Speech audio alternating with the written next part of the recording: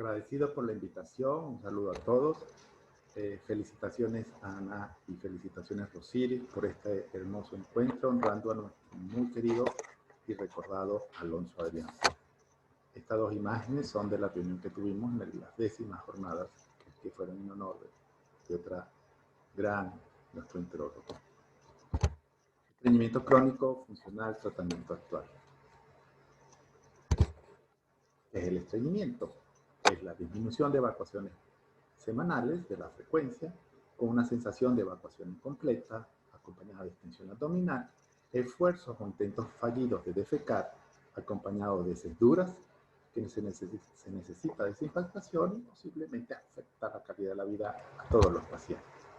Causa incomodidad, es percibido negativamente y plantea una carga tanto para el niño como para los padres. Si no se indica un tratamiento temprano, resulta en impactación, en problemas psicológicos que se suman a los que ya puede tener el paciente y en una reducción de la calidad de vida.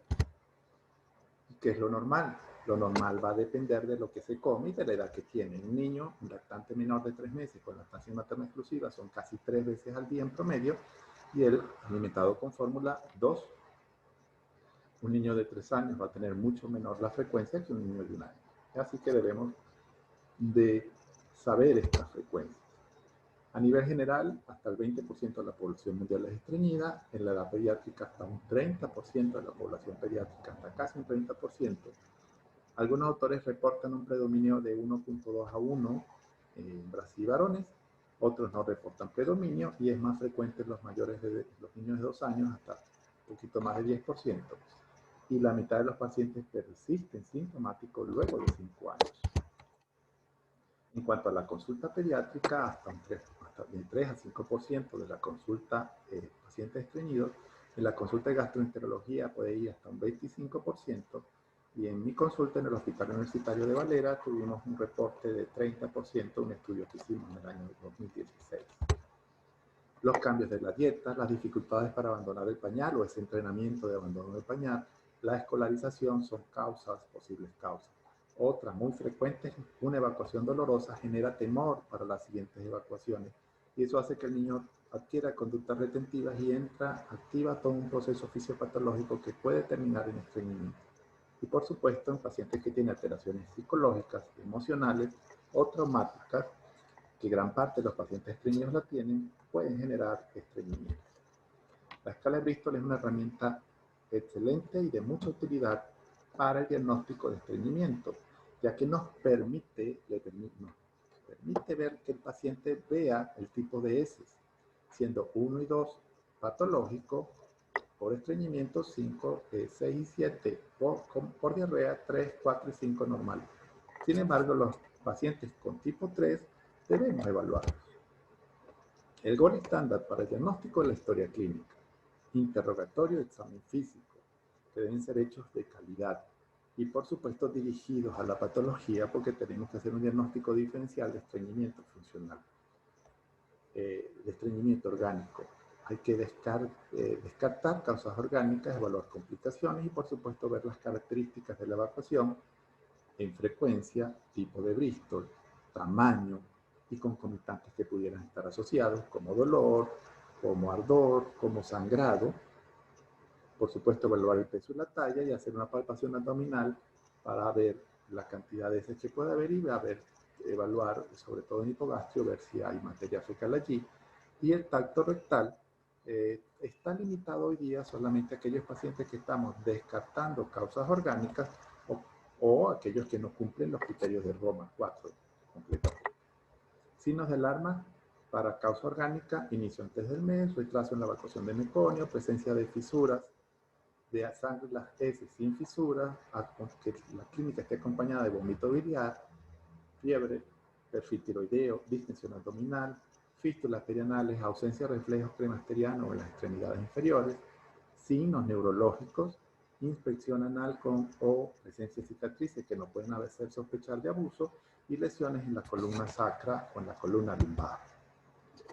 Y los criterios de Roma, que son nuestro caballito de batalla, que son los que nos orientan: menores de 4 años y mayores de 4 años. Recuerdo la frecuencia que deben tener los menores de 4 años durante un mes, 2 de los siguientes signos, 2 o menos deposiciones por semana, al menos un episodio de incontinencia en niños que ya tenían continencia, retención excesiva de heces, que tapen el inodoro, evacuación dolorosa. Y en los mayores de 2 años tenemos que hacer diagnósticos con síndrome de intestino irritable y que tengan 2 o más de los criterios siguientes, una vez por semana durante 2 meses o más, también 2 o menos evacuaciones por semana, al menos un episodio de incontinencia, que eviten la defecación, que la evacuación sea dolorosa o difícil, presencia de masas fecales y por supuesto que tapen el inodoro. Y el tratamiento, que es para lo que nos invitaron, no farmacológico, farmacológico y quirúrgico. El no farmacológico basado en educación, entrenamiento, elaboración del diario de evacuaciones, cambios en la alimentación, ingesta, actividad física, terapia conductual y entrenamiento por biorretroalimentación. En cuanto a educación, debemos desmitificar el estreñimiento, enseñar a los padres todos los pormenores y al paciente involucrarlo y explicarle si tiene el desarrollo cognitivo para poder entender. Hay que eliminar la culpa o la vergüenza que pueden sentir por el escurrimiento y explicándole la fisiopatología y establecer y promover el establecimiento de un hábito intestinal postprandial. Y eso lo hacemos en el entrenamiento, puesto que debemos lograr que el niño vaya al baño frecuentemente y mejor si es después de las comidas para aprovechar el reflejo gastrocólico y genere un hábito. El diario de las evacuaciones va a permitir ver la respuesta al tratamiento y nos va a permitir que el niño se motive con la evolución que está presentando. En cuanto a fibra o líquidos, sí debe haber un cambio de alimentación, debemos tener una alimentación saludable, pero cumpliendo los requerimientos por edad y sexo. El hecho de ofrecer más fibra no ha demostrado que sea más útil en estreñimiento, igual que ofrecer más líquidos, ya que debe ir de acuerdo a los requerimientos de acuerdo de sexo y edad. En cuanto a la actividad física, su influencia se ha visto principalmente en los pacientes preescolares. Parece que es un riesgo la disminución de la actividad física, pero no ha sido demostrada. Y el efecto de la obesidad también es controversial. En cuanto a terapia conductual, 1/3 de los pacientes tienen trastornos de la conducta y esta debe ser una terapia coadyuvante a la terapia farmacológica y por supuesto promover el reentrenamiento intestinal. En cuanto al entrenamiento por biorretroalimentación, permite que el niño adquiera destrezas, produzca presión positiva, que vea el avance en la materia fecal, que relaje el esfínter anal externo, pero sin embargo su utilidad no está demostrada porque la evidencia es controversial y parece que estas destrezas no se mantienen en el tiempo. En cuanto a tratamiento farmacológico, hay 4 etapas, que es la desimpactación, el mantenimiento, el destete y el seguimiento. Más de la mitad o la mitad de los pacientes están impactados y gran porcentaje de estos presentan escopresis o escurrimiento. Es recomendado al inicio de los tratamientos de prácticamente todos los pacientes. La primera opción para realizarla debe ser vía oral, pero por supuesto va a depender de las características del paciente. El mantenimiento se inicia después de la desimpactación para evitar recaídas, para ablandar las heces y lograr una evacuación sin dificultad. Y se debe mantener mínimo 2 meses, pero la mayoría de los autores refiere que se tiene que mantener hasta por 6 meses o más. El destete debe ser gradual, no todos los pacientes logran este destete y la mitad lo logra a los 12 meses. 1/3 de los pacientes a los 12 años de evolución todavía tienen problemas y hay signos de mal pronóstico como un inicio antes de los 4 meses, que tenga más de 6 meses de duración al estreñimiento y que sea presente escopresis. Cuando vemos un paciente que pudiera estar portando un estreñimiento refractario, debemos recordar que es muy poco frecuente y hay que evaluar que haya adherencia total al tratamiento o que no haya habido una interrupción temprana o haya sido interrumpido en distintas oportunidades. Y el seguimiento debe ser cercano y regular en todos los casos. La primera consulta en 2 semanas para ver la evolución y ya después mensual hasta que se elimine el dolor. Después de esto, cada 3 meses por 2 años. En cuanto a los tratamientos farmacológicos, tenemos los laxantes osmóticos, los estimulantes, y entre los osmóticos hacen su efecto porque son poco absorbibles, incrementan la secreción de agua y electrolitos y de esa forma reblandecen las heces y favorecen la evacuación. Polietilenglicol, lactulosa, lactitol y hidróxido de magnesio. El polietilenglicol, con electrolitos o no, es el de primera elección. el tratamiento de estreñimiento funcional, tanto para desimpactar como para mantenimiento. Incrementa el número de evacuaciones comparando con lactulosa, leche y magnesia, y no hubo diferencia estadísticamente significativa en algunos reportes con aceite mineral. Sin embargo, tiene muchísimos menos efectos colaterales y es mejor tolerado. En cuanto a lactulosa y lactitol, son azúcares sintéticos que no se absorben, son fermentados por la microbiota y producen ácidos orgánicos que atrapan agua. Tienen el problema que pueden producir meteorismo y flatulencia.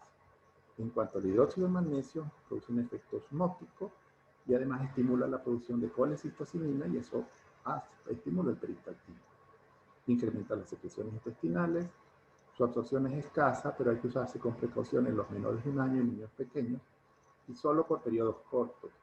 Se recomienda que sea asociado con otros tratamientos cuando no hay una respuesta adecuada por los riesgos de trastornos hidroelectrolíticos.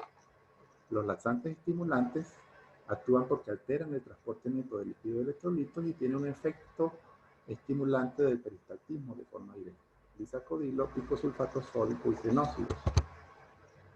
El bisacodilo estimula la peristalsis porque hay una irritación directa de la mucosa, así lo describen los libros, y estimula el plexo mientérico.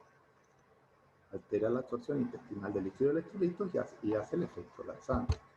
El picosulfato sódico es metabolizado por la microbiota intestinal a los metabolitos activos del bisacodilo. Ambos, bisacodilo y picosulfato, han demostrado que son más efectivos que el placebo y la eficacia entre ellos es similar. Los sinócidos estimulan el plexo mientérico, inhiben la absorción de agua, la absorción en el colon.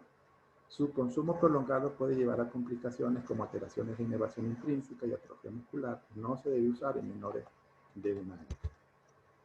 El aceite mineral es un hidrocarburo que se encarga de lubricar y ablandar las heces. Su efecto es local.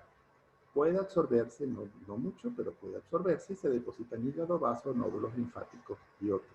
No se recomienda usar en lactantes ni en pacientes con alteraciones neurológicas por el riesgo de broncoaspiración y la neumonitis química que esto produce. Hay el riesgo de producir escurrimiento anal y afecta la absorción de vitaminas liposolubles, por eso se recomienda darlo lejos de las comidas por lo menos 1 hora. Y con los probióticos sabemos todos los efectos beneficiosos que producen y del eje intestino-cerebro, los cuales comandan, pero la evidencia actual no sustenta el uso de probióticos, ni simbióticos, ni prebióticos, puesto que los resultados son contradictorios.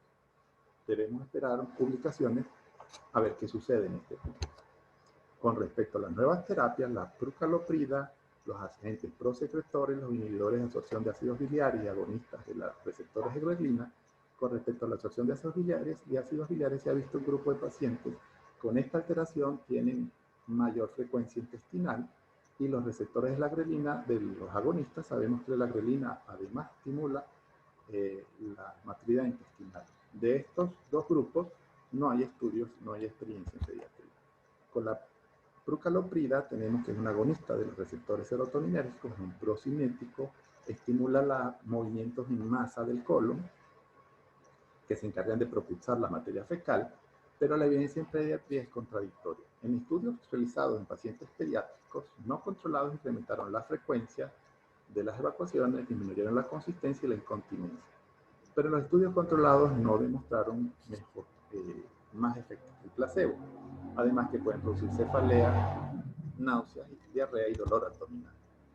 La lubiprostona es un derivado de las prostaglandinas 2, activa los canales de calcio y los estudios pilotos en niños y adolescentes han demostrado que hay mejor tolerancia, que son bien tolerados, incrementa la frecuencia, pero se acompaña de náuseas, vómitos, diarrea y dolor abdominal. La linaclotida es un péptido sintético que estimula los receptores de la guanilina. Mejora el estreñimiento en pacientes con síndrome intestino irritable y un estudio recientemente publicado en pacientes pediátricos reportó una mejoría en el 50% de los pacientes, tanto con estreñimiento funcional como con síndrome intestino irritable. Pero el 27% de toda esta población tuvieron que abandonar el estudio por efectos colaterales. Y la plecanatida, que también es una agonista de la guanilinato ciclasa, los estudios están en fase 3, pero en estreñimiento en adultos. Una publicación reciente nos informa que todas estas nuevas terapias, que no son tan nuevas, pinacotina, lubiprostona, brucaloprida, tienen prometedores efectos en el estreñimiento funcional de adultos y es donde más se están utilizando y donde hay estudios con evidencia. Pero debido a que la farmacocinética y la farmacodinamia es diferente entre niños y adultos y no hay estudios sobre la eficacia y seguridad en pediatría, estos medicamentos no se recomiendan en la población pediátrica. Entonces debemos seguir esperando publicaciones. En cuanto al tratamiento quirúrgico, colostomía, ileostomía, estimulación del nervio sacro por electrodos implantados directamente, miomectomías, secostomías, apendicostomías, todos estos tratamientos son muy útiles, claro, en estreñimiento refractario, por supuesto, pero el estreñimiento intratable, pero es el último recurso, solo en aquellos pacientes con estreñimiento severo. Su aplicación es muy infrecuente en general y deben ser pacientes que han sido estudiados correctamente y que se ha demostrado que no hay mejoría en su evolución. Quiero agradecer la invitación, quiero agradecer a ustedes por estar aquí. Muy buenas tardes, muchísimas gracias. Y por supuesto, felicidades, doctoras, felicidades, Anita y Rosiris, por continuar esta labor. Feliz. Un abrazo.